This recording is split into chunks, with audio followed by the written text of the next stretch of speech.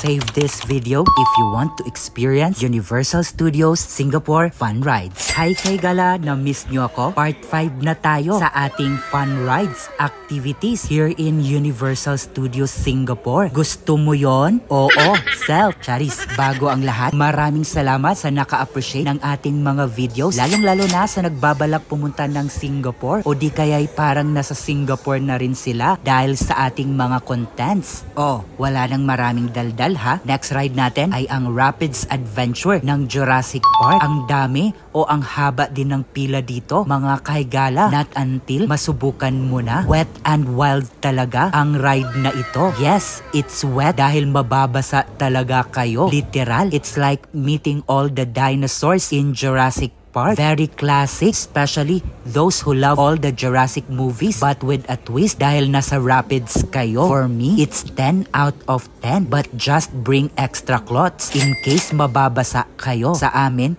yung isa lang kasi ang nabasa.